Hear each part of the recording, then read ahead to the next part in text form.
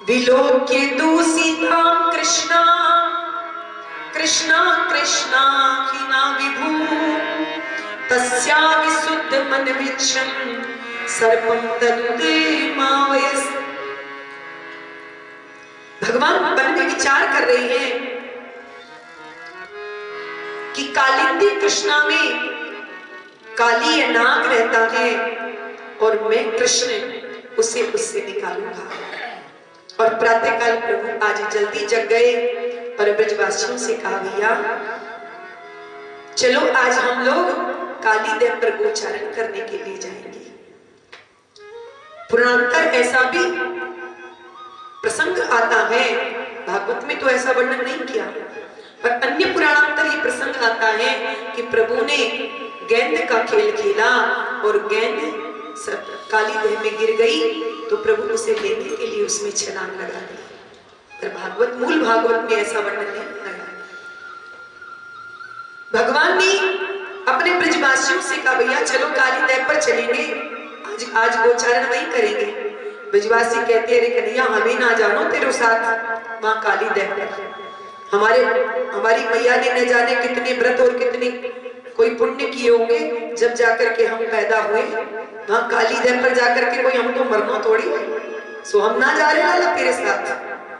कन्या ने कहा भैया तो हमको ये थोड़ी करेंगे तुम काली देव में कूद जाओ, हम तो किनारे पर खेलेंगे, हमारी गैया चरेगी और हम वहां खेल लेंगे।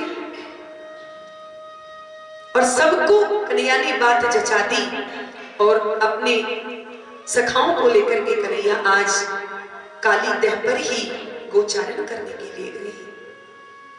गायों ने जैसे ही भूल करके उस काली देह का जल पी लिया तो गाय मूर्छित होकर के गिर पड़ी। जब कन्हैया ने ये देखा तो कन्हैया को क्रोध आ गया और कन्हैया ने कहा कि मैं इस काली नाग को इस काली देह से बाहर निकाल करके मानूंगा।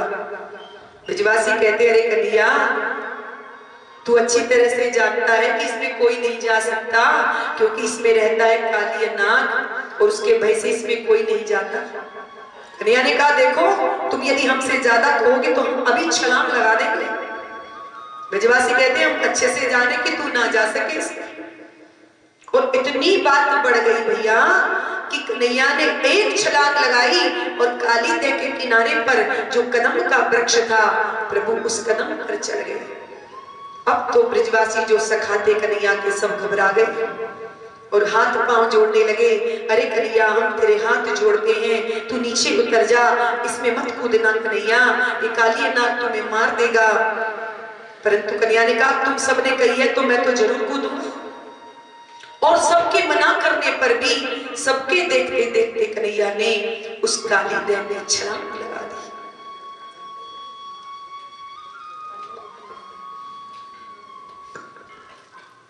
कन्हैया ने उसमें छलांग लगा दी और जैसे ही काली देह में छलांग लगाई है कि काली देह का जल एकदम हिलने लगा। सुखदेव जी महाराज कहते हैं परीक्षित उस समय काली नाग सोया हुआ था। नाग पत्नियों ने जब प्रभु का दर्शन किया तो मन में विचार करने लगी कि इस काली देह में कोई आ नहीं सकता, ये ऐसा सुंदर बालक हमने जीवन में पहली बार देखा है, पर ये बालक यहाँ आ गया तो अब तक जीवित कैसे है। नाग पत्नियों ने भगवान से कहा कि तुम यहाँ क्यों आए हो। तो प्रभु ने कहा कि हम तो तुम्हारे पति से मिलने के लिए आए हैं। कहाँ है तुम्हारा पति? बोले तुम्हारी कुशल इसी में है कि अभी वो सो रहे हैं, तुम यहाँ से चले जाओ, लौट जाओ। कन्हैया ने कहा नहीं नहीं हम तो उससे मिलने के लिए ही आए हैं। और कन्हैया इतनी जोर से बोले कि काली नाग की नींद खुल गई। सुखदेव जी महाराज कहते हैं परीक्षित जैसे ही कन्हैया ने जमुना में छलांग लगाई, यशोदा मैया अपने भवन में थी, पर यशोदा मैया का हृदय एकदम धक से हो गया और मैया व्याकुल हो गई है। बाबा से पूछ रही है आपने कन्हैया को कहीं देखा? बाबा ने इनकार कर दिया। ब्रजवासियों से पूछा क्या तुमने आज कन्हैया को देखा है? दाऊ जी आ गए तो दाऊ जी से पूछे अरे दाऊ तूने आज सवेरे से कन्हैया को कहीं देखा? नहीं मैया, मैंने तो कहीं नहीं देखा, नहीं जाने वो कहाँ चला गया। रोज मुझसे कहता था माँ मैं काली नाग को काली देह से निकाल दूंगा, कहीं कन्हैया वहां तो ना चला गया। और समस्त ब्रजवासी नंद बाबा, यशोदा, बलराम सब वहां से दौड़ लगाते हैं काली देह की ओर। जैसे ही कन्हैया ने काली देह में छलांग लगाई, सारे ग्वाला सब मूर्छित हो गए। पर जैसे ही ब्रजवासी नंद बाबा यशोदा के साथ में आए, जैसे तैसे एक ब्रजवासी ग्वाला को होश आया और उसने मैया से कहा, मैया तेरे कन्हैया ने तो आज काली देह में छलांग लगा दी। जो मैया ने सुना, मैया रोने लगी, जमुना में कूदने के लिए उद्यत हो गई। दाऊ जी ने पकड़ करके मैया को समझाया, मैया आप ये क्या कर रही हैं? अरे मैया वो काली नाग तेरे कन्हैया को कुछ नहीं बिगाड़ सकता। दाऊ जी ये कहना चाहते हैं मैया कि जब मैं शेषनाग हूं, मैं उसका कुछ नहीं बिगाड़ पाया, तो वो 100 फन वाला काली उसका क्या बिगाड़ सकता है। दाऊ जी मैया को बार बार समझा रहे हैं, पर कन्हैया ने वहां जैसे ही छलांग लगाई और काली नाग जग गया और प्रभु को देख करके उसने अपने 101 फण उठा लिए और प्रभु को मारने के लिए जैसे ही आगे बढ़ा कि प्रभु ने एक छलांग लगाई और प्रभु उसके मस्तक पर खड़े हो गए। और जैसे ही उसके मस्तक पर प्रभु गए, आकाश में सारे देवी देवता सब छाए हुए हैं। सुखदेव बाबा कहते हैं, परीक्षित जो फण पर चढ़ करके प्रभु ने नृत्य करना प्रारंभ किया, देवताओं की दुंदुबियां बजने लगी, गंधर्व सब गाने लगे और प्रभु ने इनके ऊपर आकाश से सुमन वृष्टि होने लगी, देवताओं के वाद्य बजने लगे और प्रभु ने उन काली नाग के ऊपर तांडव नृत्य करना प्रारंभ कर दिया।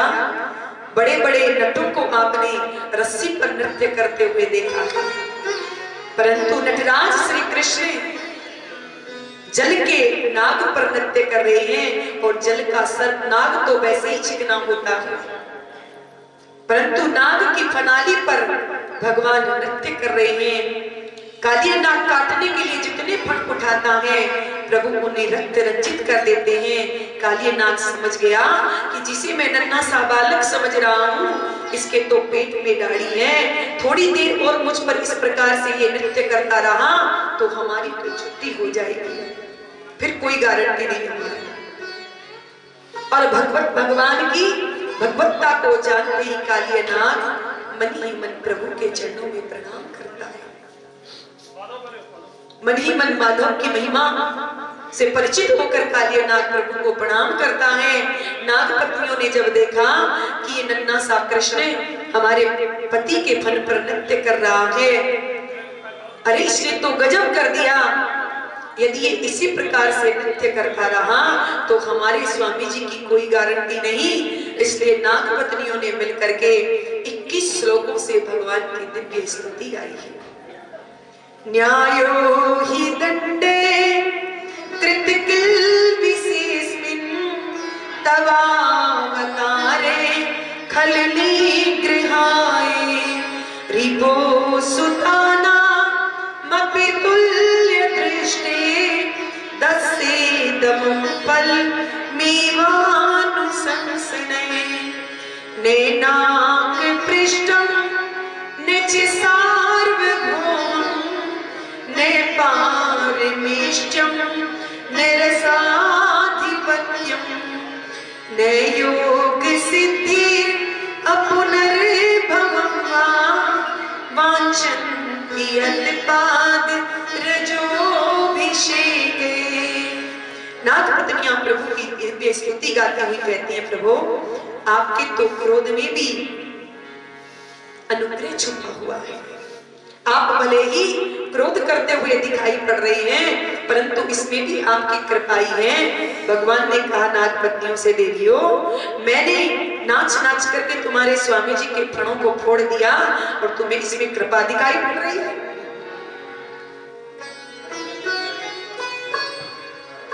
नाग पत्नियां कहती हैं, प्रभु ये कृपा नहीं तो और क्या है। आपके जो श्री चरण हैं ये कोई साधारण चरण नहीं है प्रभु। जिन चरणों से भागीरथी निकली है, जो त्रिभुवन को पावन कर रही है, बड़े बड़े पापियों के पापों को का प्रक्षालन कर देती हैं। भोलेनाथ ने कितनी आराधना उपासना आपकी की, तब जाकर के आपने उन्हें केवल अपने चरणों का चरणों तक प्रदान किया, चरण नहीं। महाराज बलि ने अपना सर्वस्व आपको समर्पित कर दिया, तब जाकर के आपने उसे अपना एक चरण दिया। परंतु हमारे स्वामी जी को न तप करना पड़ा, न आराधना उपासना करनी पड़ी, ना अपना कुछ दान करना पड़ा, और प्रेम से नहीं जबरदस्ती आपने आकर के अपने एक नहीं अपने दोनों चरण हमारे स्वामी जी के माथे पर रख दिए। ये आपकी कृपा नहीं तो प्रभु और क्या है।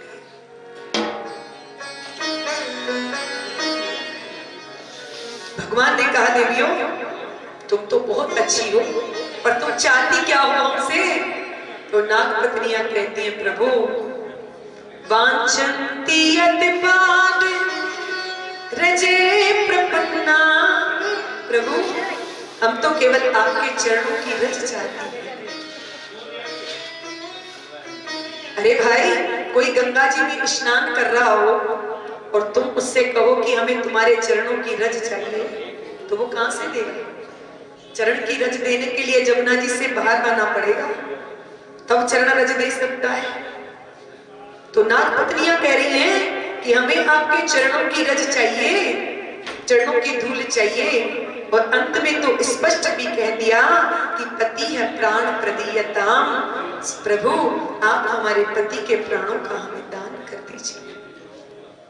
भगवान प्रसन्न हो गए और नाग पत्नियों से कहा देवियों तुम बहुत समझदार हो, बहुत तुम्हारी स्तुति से मैं बड़ा प्रसन्न हूं। और नाग पत्नियों की इस भावना को देख करके प्रभु ने कहा अच्छा जाओ, जाकर के तुम अपने पति से कहो कि वो हमसे क्षमा मांगे, सिर झुकाए तुम्हारे सामने। नाग पत्नियों ने जाकर के कालिया नाग से कहा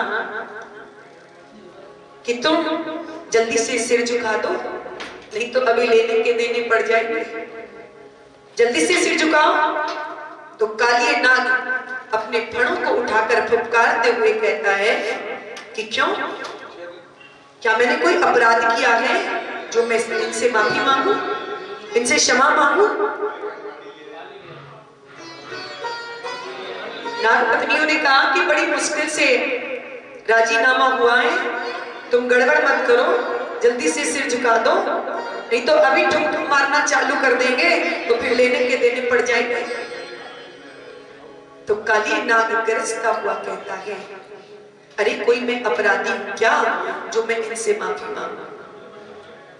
भगवान ने कहा क्यों रे, तू अपराधी नहीं तो और क्या है? काली नाग कहता है कि आप बताइए कि मैंने अपराध क्या किया है आपका? भगवान बोले कि तूने विश्वमन करके मेरे इस यमुना रथ को विशेला बना दिया है। इसके ऊपर से उड़ने वाले पक्षी भी मरकर के नीचे गिर जाते हैं, गलती से कोई गाय जल पी लेती है तो समाप्त हो जाती है। ये तेरा अपराध नहीं तो और किसका अपराध है? काली नाग कहता है महाराज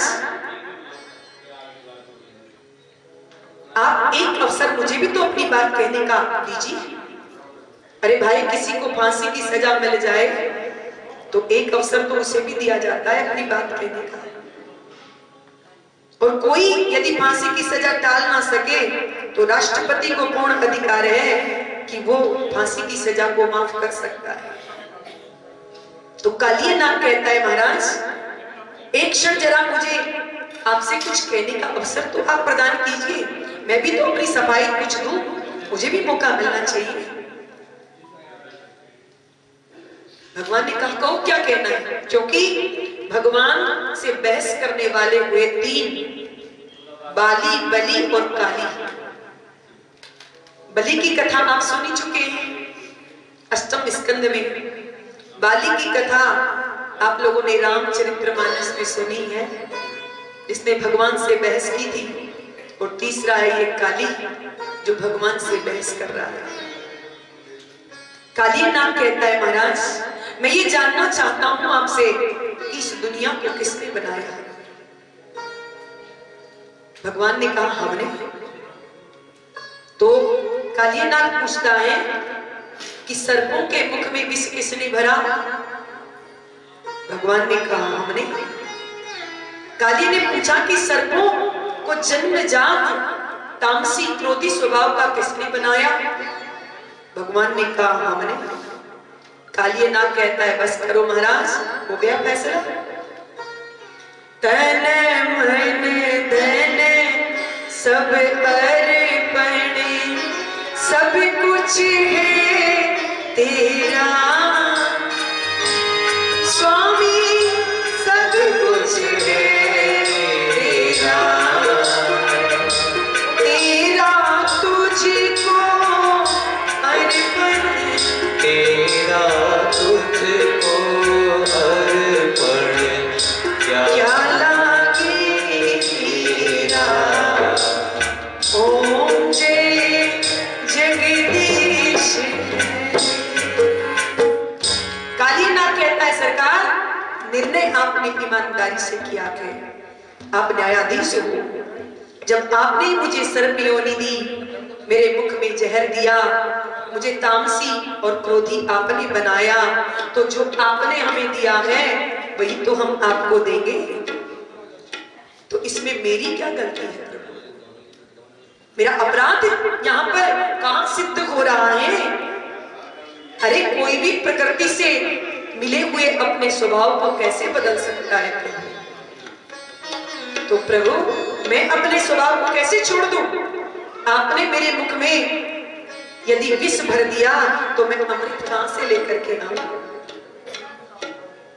जब सर्पों को आपने बनाया तो हम सर्पों के मुख में भी यदि एक दो बूंद अमृत की डाल दी होती तो आज हम भी घर घर पाले जाते। जो देखता है वही मुंह कुचल करके फेंक देता है, मार देता है। तो फिर मैं आपको देने के लिए अलग से कहां से लेकर के आऊं? भगवान ने कहा कालिया, यदि हमने तुम्हारे मुख में विष दिया है तो तुम्हें रहने के लिए भी रमण दीप दिया है, तुम्हें रहने के लिए स्थान दिया है। तुम वहां जाकर के क्यों नहीं रहते? तुम यहां क्यों आ गए काली दहन? तो कालियानाग कहता है प्रभु भगवान ही कारणम तत्र है, सर्वज्ञो जगदीश्वर है। प्रभु इसमें भी कारण आप ही है। भगवान ने कहा हम क्यों? तो कालियानाग कहता है प्रभु आपने हमारे लिए रमण दीप बनाया, परंतु आपका जो गरुड़ है वो हम सर्पों को मार करके खा जाता है। तो हम वहां कैसे रहे? उस गरुड़ के भय से ही मैं काली हृदय में आकर के छुप के रहता हूँ, क्योंकि गरुड़ यहाँ मुझे मार नहीं सकता, क्योंकि गरुड़ को सोबरी मुनि का श्राप लगा हुआ है कि यदि वो यहाँ पर आएगा तो तत्काल उसकी मृत्यु हो जाएगी। तो उसी के भय से मैं यहाँ काली देह में छुप करके रहता हूँ। भगवान ने कहा कालिए, अब तुम्हारे चरण फण पर हमारे चरण का चिन्ह बन गया है, अब गरुड़ तुम्हारा कुछ नहीं बिगाड़ सकता। तुम यहां से सीधे रमण द्वीप चले जाओ, क्योंकि कुत्ते दो प्रकार के होते हैं, एक पालतू और एक फालतू। फालतू कुत्ते पर कोई भी डंडा मसक देता है, परंतु पालतू कुत्ते पर जरा मसक करके देखो तो लेने के देने पड़ जाएंगे। मालिक लड़ने के लिए आ जाएगा कि तुमने हमारे कुत्ते के हाथ कैसे उठा दिया। तो भगवान कहते हैं कि अभी तक तो तुम फालतू कुत्ते थे, फालतू थे, पर अब तुम पालतू हो गए हो। अब तुम्हारे मस्तक पर हमारे चरण का चिन्ह लग गया है, अब गरुड़ तुम्हारा कुछ नहीं बिगाड़ सकता। काली ने प्रभु के चरणों में प्रणाम किया और काली प्रभु को काली दह से लेकर के जैसे ही बाहर आया, मैया यशोदा ने जैसे ही अपने कन्हैया को देखा, मैया दौड़ने लगी, अरे कन्हैया जल्दी से नीचे उतर जा, ये काली तुझे खा जाएगा। कन्हैया ने छलांग लगाई और मैया से कहते, मैया तू चिंता मत कर, मैंने हाल ही में इसे कंठी दी है, ये अब हमारा चेला हो गया है, अभी हमारा कुछ नहीं बिगाड़ सकता। और भगवान ने छलांग लगा करके किनारे पर प्रभु कूद गए। काली नाग प्रभु को प्रणाम करके रमण द्वीप को चला गया। दौड़ करके सबसे पहले दाऊजी महाराज ने श्री कृष्ण को अपने हृदय से लगा लिया है, क्योंकि विष को विष ही मारता है। कन्हैया काली का स्पर्श करके आए हैं, वो है 100 फन वाला और दाऊजी है 1000 फन वाले शेषनाग। तो सबसे पहले दाऊजी ने श्री कृष्ण को अपने हृदय से लगाया। उसके बाद में समस्त ब्रजवासी श्री कृष्ण से मिले। ब्रजवासियों को ऐसा लगा मानो मृत शरीर में प्राणों का संचार हो गया है। सब ब्रजवासी इतने प्रसन्न हो गए कि आज मिलने में ही सायंकाल हो गई, रात्रि हो गई, अंधेरा हो गया, घर जाने की किसी को ध्यान ही नहीं आया। अंत में रात में सब ब्रजवासी वही जमुना काली दह के तट पर ही सो गए। काली दह पर विश्राम करने लगे। भगवान को लगा कि अब सवेरा होने वाला है, गैया सब घास खाने लग जाएंगी, ब्रजवासी सब फल खाने लग जाएंगे, क्योंकि रात्रि के भूखे हैं। और काली दह के आसपास का जितना भी वातावरण था सब विषैला हो गया था काली नाग के कारण। इसलिए प्रभु ने वहां काली दह के किनारे पर जो जंगल था, प्रभु ने उसमें आग लगा दी। जैसे ही आग लगी, ब्रजवासी जब दौड़ करके श्री कृष्ण के पास में आए और ब्रजवासी चिल्लाने चीखने लगे, अरे कन्हैया भैया हमारी रक्षा करो, हमारी रक्षा करो, ये अग्नि की ज्वालाएं हमें जला करके भस्म कर देंगी, हमें बचाओ। कन्हैया ने जब देखा तो कन्हैया ने ब्रजवासियों से कहा, भैया सब अपनी अपनी आंखों को बंद कर लो। और जैसे ही ब्रजवासियों ने अपने अपने नेत्रों को बंद किया, भगवान उस संपूर्ण अग्नि का पान कर गए। इसमें कोई आश्चर्य की बात नहीं है, क्योंकि भगवान के मुख से अग्नि का प्रादुर्भाव हुआ है। अग्नि भगवान का मुख है, इसलिए हमारे वेद भगवान कहते हैं अग्नि मुखा दग्नि रह जायत है, अग्नि भगवान का मुख है। भगवान से एक बार ऋषियों ने पूछा, प्रभु आपकी 2 मुख हैं। वैसे तो भगवान के 2 मुख कहे गए हैं, एक है अग्नि और दूसरा है ब्राह्मण। ब्राह्मणोस्य मुखमासीत् और अग्निर्मुखादग्निर्जायतः, ये दोनों ही भगवान के मुख हैं।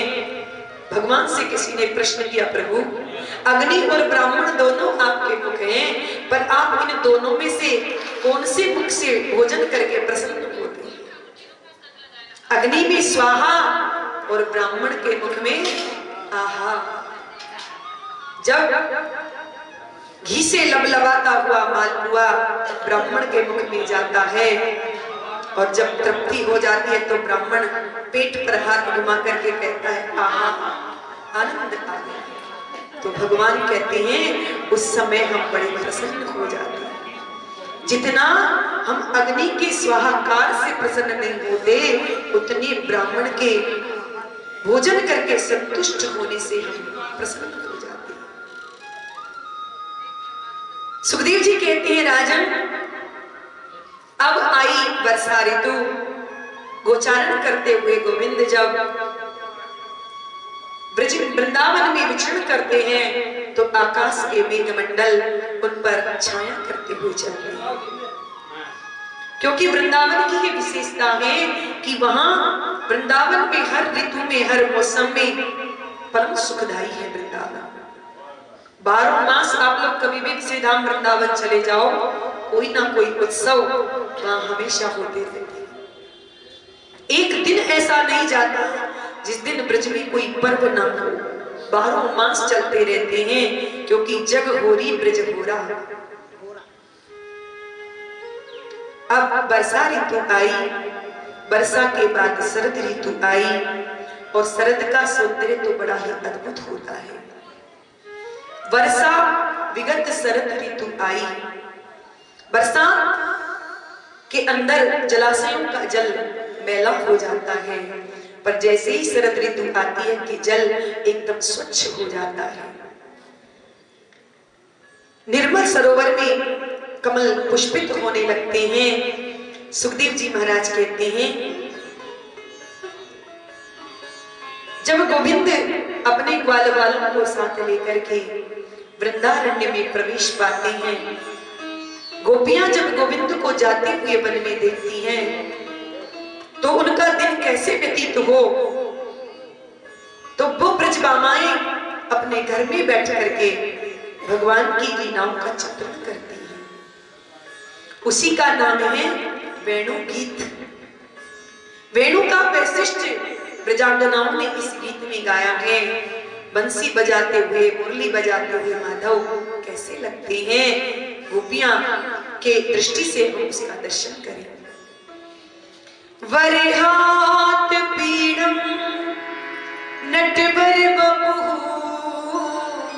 कर्णयो कर्णिकारं बिभ्रत वासहे कनक कपिशं वैजयन्तीं क्षमालां रंध्राण वीणो रधर सुधिया पूरयन गोप वृंदयै वृंदारण्यं स्वपद रमणं प्राविशद गीत कीर्तिः। वन में बंसी बज रही है, गोपियां उस बंसी को सुन रही हैं, परंतु बंसी के स्वरों में माधव के प्रति गोपियां इतनी तादात्म्य हो जाती हैं कि बंसी वाला उन्हें अपने सामने खड़खड़ा नजर आने लगता है। गोपियों ने उस बंसी वाले की झांकी खींच दी कि बरहात पीड़म नटवर वपुः। वर कहते हैं मयूर को, मोर के पंख का मुकुट बना लिया है। संस्कृत में पंख को पक्ष भी कहते हैं, परंतु भगवान तो एकदम निष्पक्ष हैं, किसी का पक्ष नहीं लेते प्रभु। सब उनके लिए एक समान है, सब उनके प्यारे हैं। भगवान किसी को अपना शत्रु नहीं समझते, पर भगवान पक्ष धारण करके लोगों को ये कहना चाहते हैं कि सब मुझे भले ही निष्पक्ष कहें, परंतु मैं क्या करूं, मैं भक्तों का पक्ष लिए बिना रह नहीं पाता। मानो इस प्रसंग में भगवान अपनी पक्षधरता स्वीकार कर रहे हो। हनुमान जी महाराज से राम जी इसी बात को कहते हैं, समदर्शी मोही कहे सबको सेवक प्रिय अनन्य गति सो। समदर्शी मोही सबको सेवक प्रिय अनन्य सो।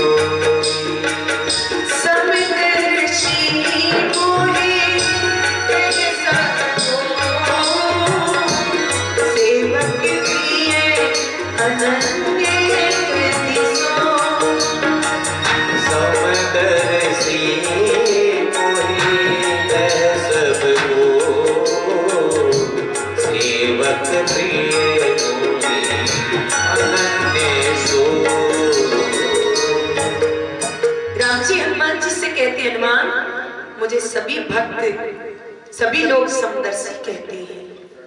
हनुमान जी बोले, तो सरकार क्या आप समदर्शी नहीं है?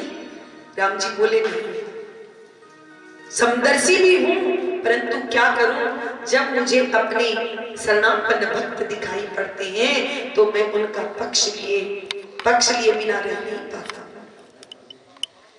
मुझे सेवक अति प्रिय हैं और सेवकों से भी अधिक कौन सा अनन्य गति भक्त जो है, जो मेरे अनन्याश्रित है, जो मेरी शरणागति लिए बैठा है, उसका तो मैं खुल करके पक्ष लेता हूं। सुखदेव जी महाराज कहते हैं, परीक्षित, गोपियां प्रभु के लीला का वर्णन कर रही है कि बरहात पीड़म नटवर वपु, भगवान का नटवर वपु है। नटेशु वर है, नटवर है।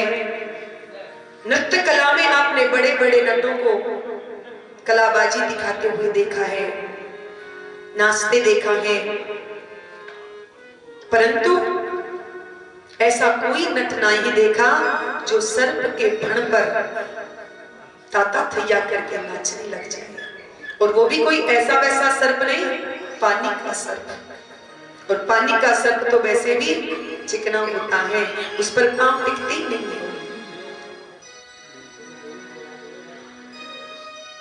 ऐसे हमारे नटवर प्रभु हैं। कर्णयो कर्णिकारम, अपने कानों में कनेर के पुष्प लगाए।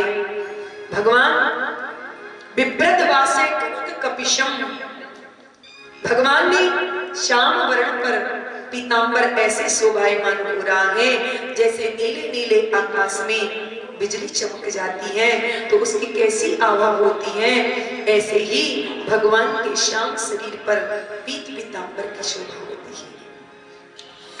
रंध्रान वेणो रधर सुदिया पूरयन गोप वृंदई, कन्हैया इस सुंदर गोप वेश में बंसी बजाते गायों को चराते वृंदारण्य में प्रवेश पा रही हैं। ग्वाले निरंतर उनकी कीर्ति का बखान करते हुए जा रहे हैं। वेणु का क्या अर्थ है? वेणु के दिव्य स्वर को सुनकर के ब्रह्मानंद तो क्या, विषयानंद तो क्या, ब्रह्मानंद भी फीका पड़ जाता है। ब्रह्मानंद और विषयानंद दोनों अणु के समान प्रतीत होते हैं। और ये वेणु केवल बांस की बंसी ही नहीं है, वंशस्तु भगवान रुद्र है। भगवान रुद्र ही, शंकर ही बांस बनकर के ब्रज में आए हैं प्रभु की सेवा करने के लिए।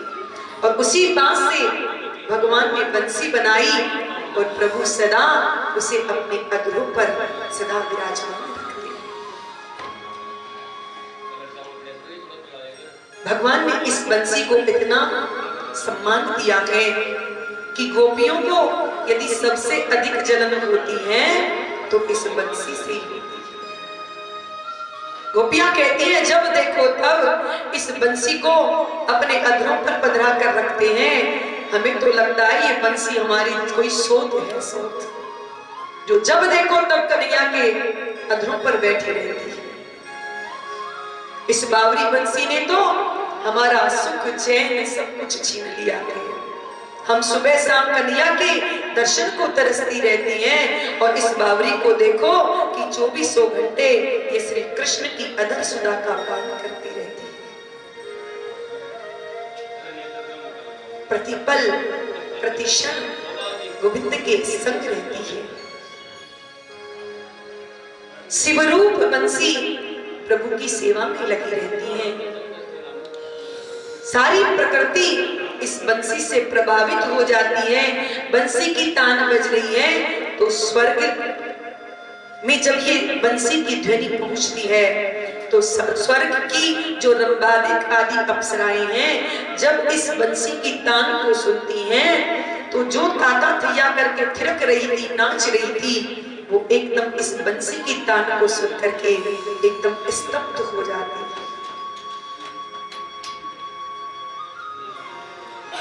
और जब इस बंसी के स्वर को सुनकर के उस बंसी वाले का जब दर्शन करती हैं तो रहे सहे होश भी उन अप्सराओं के चले जाते हैं। सुखदेव बाबा कहते हैं, परीक्षित, गोविंद जब इस बंसी को बजाते हैं तो गिरिराज खंड के जो पर्वत खंड है वो द्रवित हो जाते हैं और जमुना की जो कलकल धारा बहने वाली है वो बंसी को सुनकर के पाषाणवत हो जाती है, टहल जाती है। गोविंद जब बंसी को बजाते हैं तो चेतन गाय जब बंसी के स्वर को सुनती है तो मुख में घास बना है पर मुंह चलाना भूल जाती है, एकदम स्तब्ध हो जाती है। इस प्रकार से इन गोपियों ने वेणु वादन किया, गोविंद के वेणु गीत को गाया, त्रैलोक्य को व्यामोहित कर दिया गोविंद ने। सुखदेव बाबा कहते हैं, इति वेणु रवम राजन सर्वभूत मनोहराहा। गोपियां सब प्रकार से वेणु की महिमा गा रही हैं। पुनः आगे की कथा वर्णन करते हुए सुखदेव बाबा कहते हैं, परीक्षित,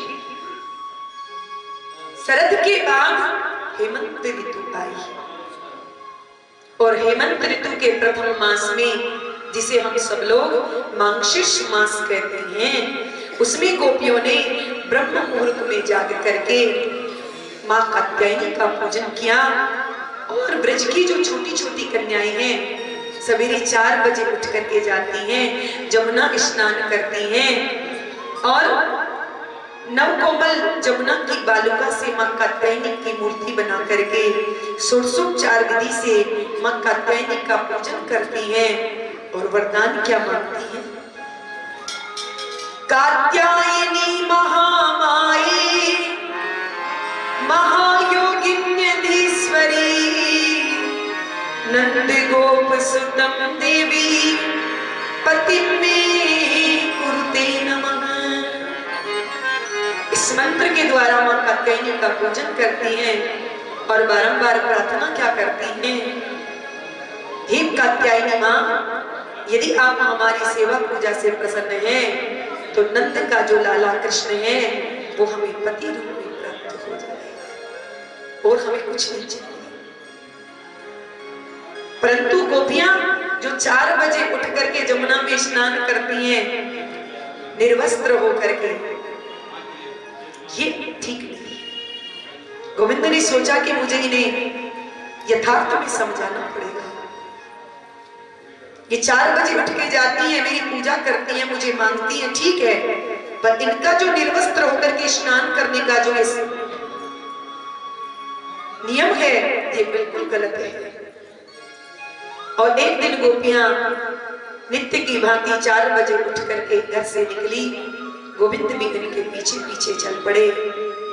जैसे ही जमुना के किनारे पर गोपियां आई, अपने अपने वस्त्रों को उतार करके जमुना के किनारे पर रख दिया। गोपियां जमुना जी में प्रविष्ट हो गई, स्नान करने लगी, पर गोविंद उनके वस्त्रों को उठा करके कदम पर चढ़ गए।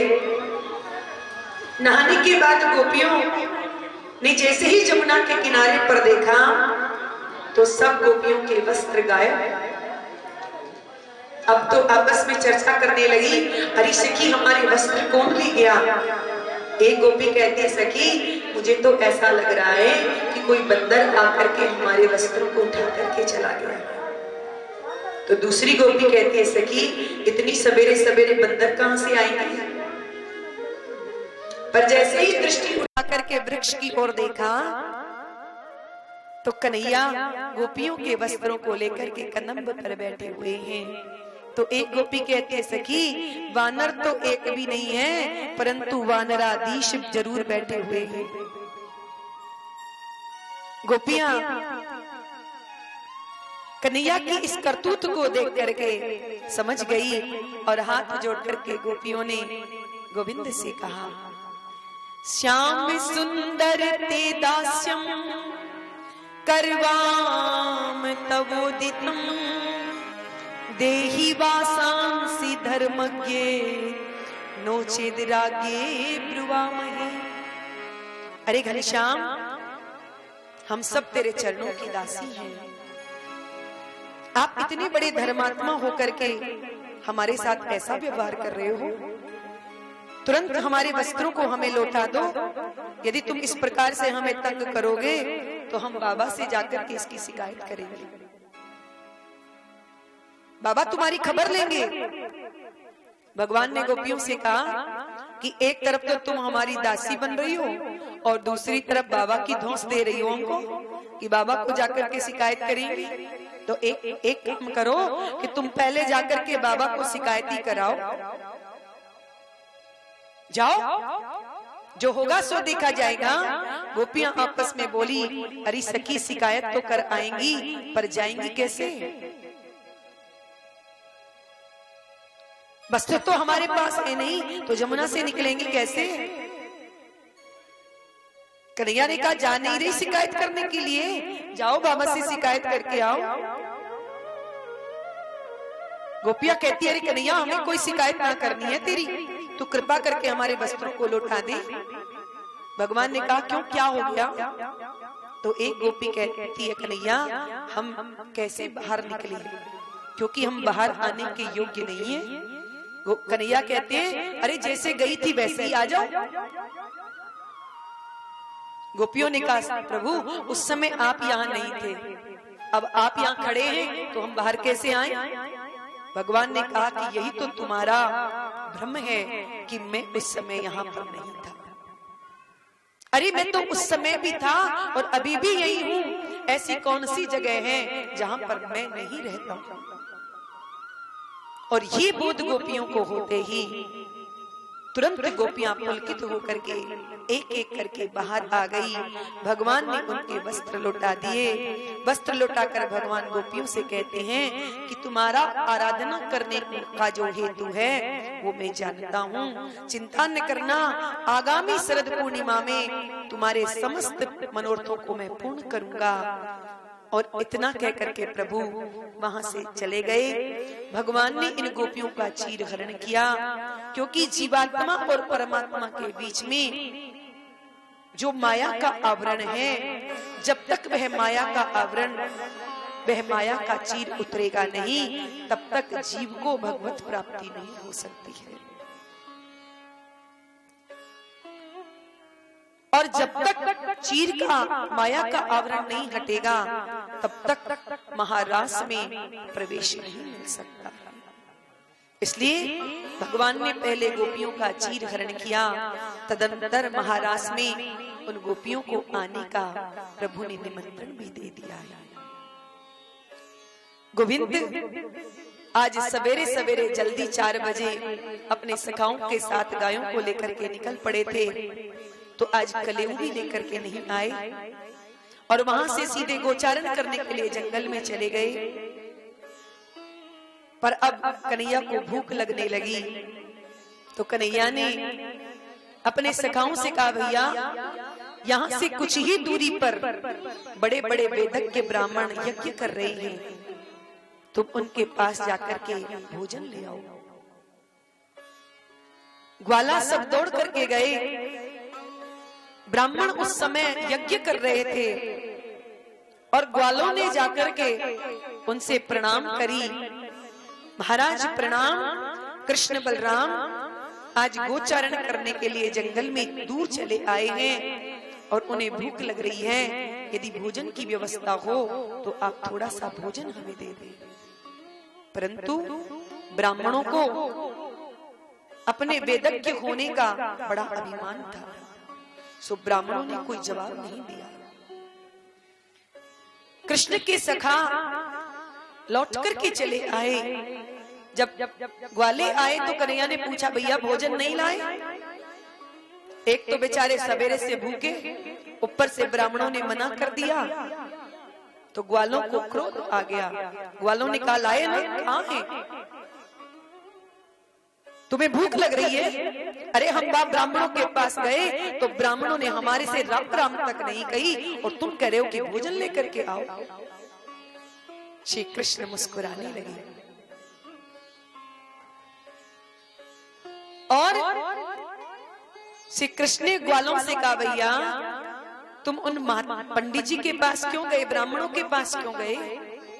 अरे जहां ब्राह्मण यज्ञ कर रहे हैं उनके बिल्कुल सामने ही उनकी पत्नियों के आश्रम हैं, तुम माताओं के पास जाते, क्योंकि पुरुष की अपेक्षा माताओं का हृदय कोमल होता है। फिर देखते कि भोजन कैसे नहीं आता। ब्रजवासियों ने कहा तो तुमने पहले बताना चाहिए था कन्हैया। भगवान ने कहा तो अब चले जाओ। और ग्वाला फिर गए और अब की बार ब्राह्मणों की ओर देखा तक नहीं, राम राम तो दूर की बात। और ग्वाला सब सीधे उन ब्राह्मण पत्नियों के पास में गए और जाकर के कहा, माता जी आज कृष्ण बलराम गोचारण करते वन में दूर चले आए हैं, उन्हें भूख लग रही है, यदि आपके पास भोजन की व्यवस्था हो तो आप थोड़ा सा भोजन हमें दे दें। जो ब्राह्मण पत्नियों ने सुना कि हमारे प्रभु पास में आए हैं, उन्हें भूख लगी है, तो ब्राह्मण पत्नियों ने ग्वालों से कहा, भैया तुम थोड़ी देर बैठ जाओ, हम अभी उनके लिए भोजन बनाती हैं। और उन ब्राह्मण पत्नियों ने भगवान के लिए 4 प्रकार का भोजन बनाया, खाने योग्य, पीने योग्य, चूसने योग्य और चाटने योग्य। 4 प्रकार का सुंदर स्वादिष्ट भोजन बना करके थाल में सजाया। और जैसे ही थाल में सजाया, ग्वालों ने कहा, लाओ माता जी। तो ब्राह्मण पत्नियों ने कहा, यदि आपको बुरा ना लगे तो क्या ये भोजन हम लेकर के आपके साथ चल सकती हैं? ग्वालों ने कहा, चलिए माता जी। और ब्राह्मण पत्नियां स्वयं भोजन लेकर के आई। जब कृष्ण बलराम को देखा तो हृदय गदगद हो गया। प्रभु ने उन ब्राह्मण पत्नियों का स्वागत किया और स्वागत का परिणाम क्या हुआ कि ब्राह्मण पत्नियों ने प्रभु से कहा, प्रभु यदि आपकी आज्ञा हो तो हम अपने हाथों से आपको भोजन कराना चाहते हैं। प्रभु ने कहा, ठीक है माँ। और भगवान को अपनी गोद में बिठा करके उन ब्राह्मण पत्नियों ने अपने हाथों से प्रभु को भोजन कराया। पर इसका परिणाम क्या हुआ कि जब भगवान भोजन कर चुके, ग्वाल बाल सब भोजन कर चुके, तो प्रभु ने उन ब्राह्मण पत्नियों से कहा, माता जी अब आप सब लोग अपने अपने घर चले जाओ। ब्राह्मण पत्नियों ने कहा, प्रभु अब हम घर नहीं जा सकते, क्योंकि जब हम आपके लिए भोजन बना करके ला रही थी, हमारे पतिदेव हमसे पूछ रहे थे कहाँ जा रही हो, क्योंकि यज्ञ कुंड में बैठे थे इसलिए बोल तो सकते नहीं थे, इशारे से पूछ रहे कहाँ जा रही हो। तो हमने सोचा कि अगर देखेंगे, उनसे दृष्टि मिल गई और उन्होंने कह दिया कि कहीं नहीं जाओगी तो हमें रुकना पड़ेगा। तो हमने अपने मुख पर घूंघट लगा लिया और बिना उन्हें कोई जवाब दिए ही आपके लिए भोजन लेकर के आई हैं। और अब यदि हम लौट करके जाएंगी तो हमारे स्वामी जी हमें घर में नहीं घुसने देंगे।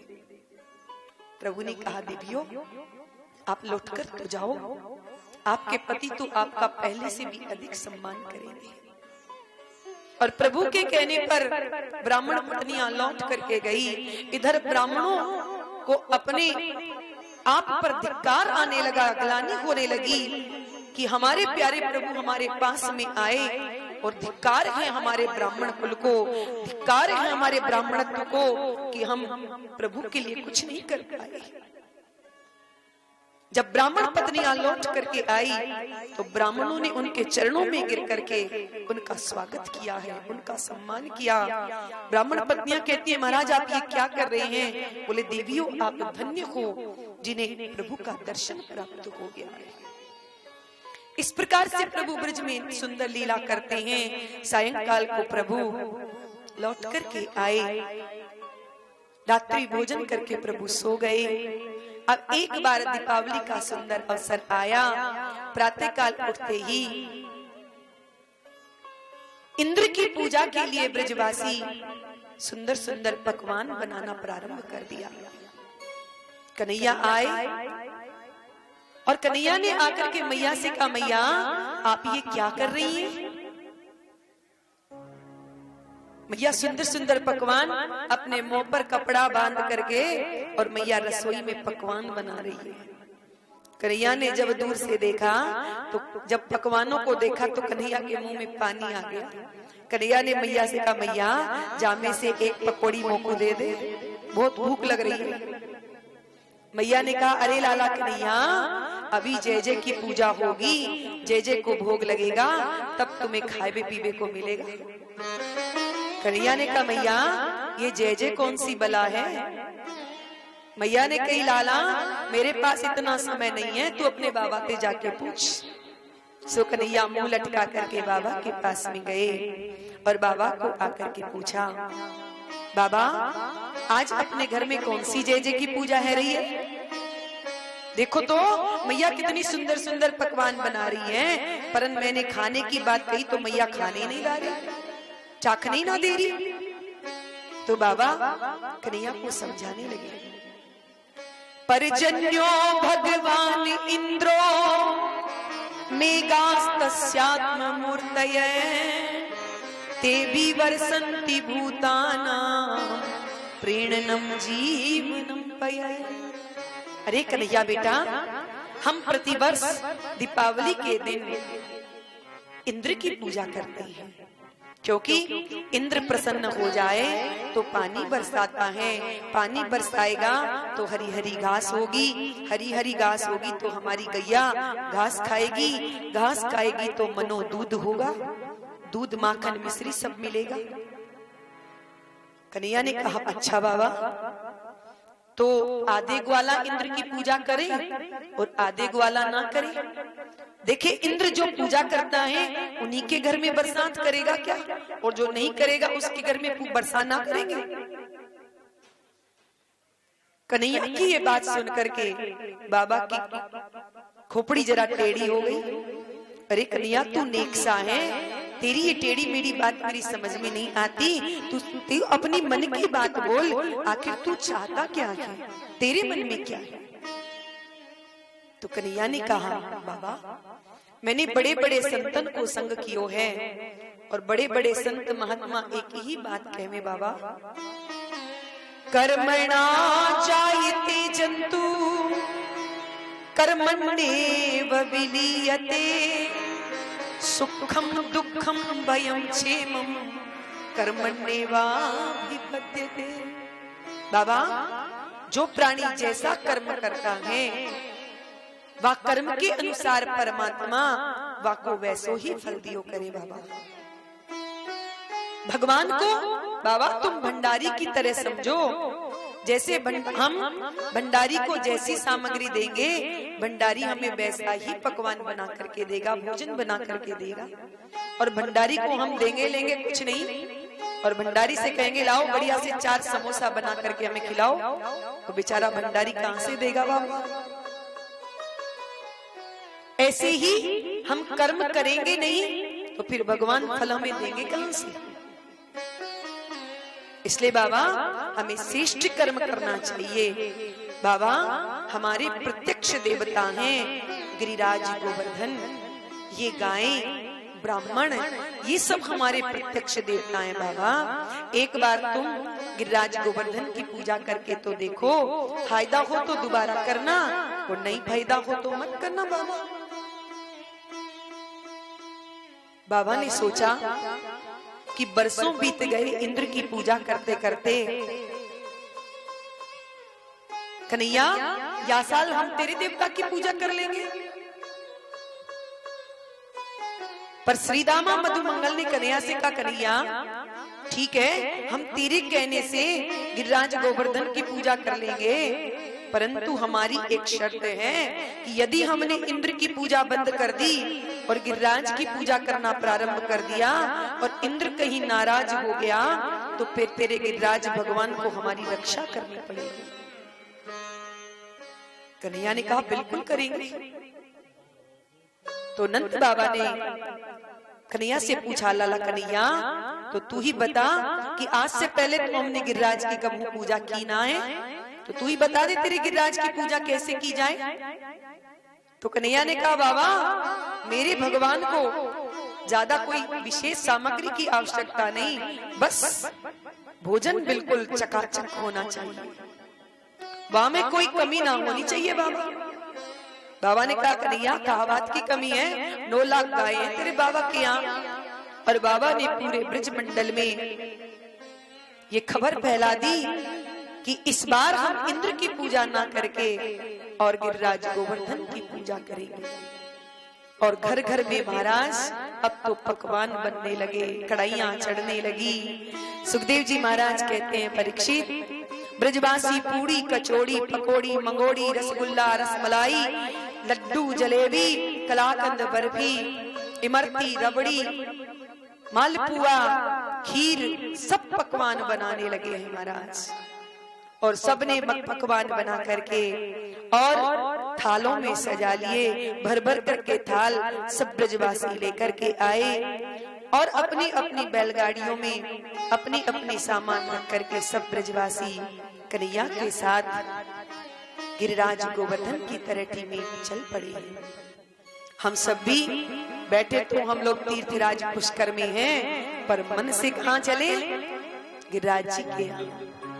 मैं तो गोवर्धन को जाऊं मेरी वीर ना माने मेरो मनवा। मैं तो गोवर्धन को जाऊं मेरी वीर ना माने मेरो मनवा। मैं तो गोवर्धन को जाऊं मेरी वीर नहीं माने मेरो मनवा। मैं तो गोवर्धन को जाऊं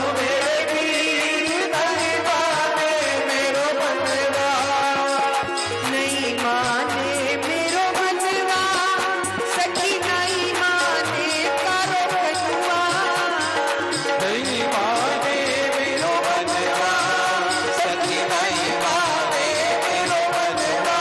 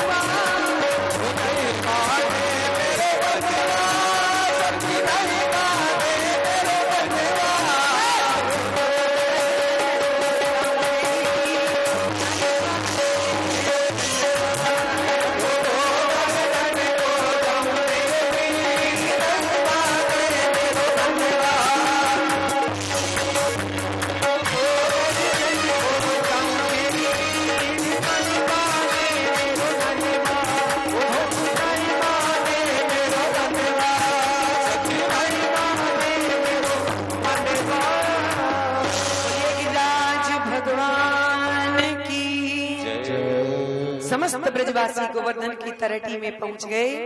ब्रजवासी बोले भैया कन्हैया यही है का तेरो देवता? भगवान बोले कि दिख नहीं रहा है क्या? अरे कोई छोटे मोटे थोड़े हैं, 7 कोस लंबे चौड़े हैं। ब्रजवासी बोले हे भगवान इतनो लंबो देवता, कन्हैया या की पूजा कैसे करेंगे? भगवान ने कहा खड़े तो हैं हम पुजारी, जैसे बताएं वैसे करो। तो क्या करे कन्हैया? बोले पहले गिरिराज जी को स्नान कराओ। अब बेचारे ब्रजवासी जमुना जी दूर भर भर करके मटका ला करके गिरिराज जी पर उड़ेलने लगे, परंतु हजारों मटका डाल दिए, परंतु अभी तक तो गिरिराज जी की मूंछों गीली ना भई। ब्रजवासी बेचारे कन्हैया के पास में आए, अरे कन्हैया ऐसे कब तक हम नवाते रहे? अरे कोई हमारे शालिग्राम जी थोड़ी हैं जो 2-4 ग्राम पानी से स्नान कर लेंगे। भगवान बोले तो घबराते क्यों भैया, देवता से प्रार्थना करो। तो भगवान सब प्रबंध करेंगे और सब ब्रजवासियों ने अपने अपने नेत्रों को बंद कर लिया। प्रेम से स्नान कराओ ब्रजवासियों। ब्रजवासियों ने भगवान गिरिराज जी को स्नान कराया। भगवान ने कहा कि अब गंध लगाओ, अक्षत लगाओ, गिरिराज जी का पूजन करो और जो पकवान लेकर के आए हो गिरिराज जी को भोग लगाओ। तो गिरिराज जी को भोग लगाओ बाबा जी। बाबा जी आप पे कह रहे हैं गिरिराज जी को भोग लगाओ ताकि राज थारे माथे मुकुट विराज रहो। श्री गोवर्धन महाराज गिरिराज तेरे माथे मुकुट विराज रहो। श्री गोवर्धन महाराज महाराज थारे माथे मुकुट विराज रहो। श्री गोवर्धन महाराज गिरिराज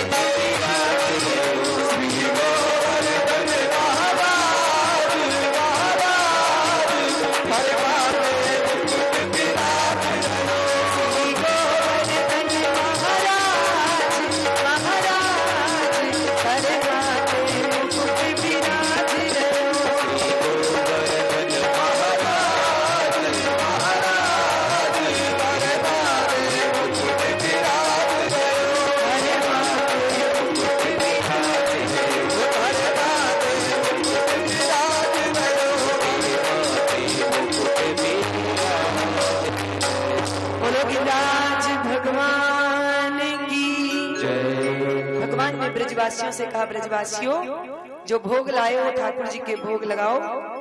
भगवान के सामने 56 भोग परोसा गया, तुलसी दल छोड़ा गया। बाबा ने ब्रजवासियों ने कहा, ब्रजवासियों अब भगवान से प्रार्थना करो। और जो नेत्र बंद करके ब्रजवासियों ने प्रार्थना की तो कन्हैया एक रूप से ब्रजवासियों के बीच खड़े हैं और एक रूप गिरिराज का धारण करके सबके सामने प्रकट हो गए हैं। बोलिए गिरिराज भगवान की जय। नंद बाबा ने कही, अरे कन्हैया, अरे भैया जल्दी से पर्दा डालो। कन्हैया ने कहा, बाबा हमारे देवता को पर्दा की आवश्यकता नहीं है, ये तो चोरे में ही भोग लगाएगा। और तुलसी दल छोड़ करके भगवान गिरिराज को भोग लगाया गया। चारों हाथ पसार करके भगवान गिरिराज जी भोग मांग रही हैं, ब्रजवासी सब भोग लगा रही हैं। नंद बाबा कहते हैं, अरे कन्हैया मैं 90 साल का डोकरा हो गया, पर आज से पहले तो इंद्र ने कबू दर्शन ना दियो, पर धन्य है तेरो देवता जो थोड़ी सी पूजा से प्रसन्न होकर के मांग मांग करके भोग गा रहा है। और ब्रजवासी सब भगवान को भोग लगा रहे हैं। मानूंगा मैं दाता एहसान तेरा, मानूंगा मैं दाता एहसान तेरा, कान्हा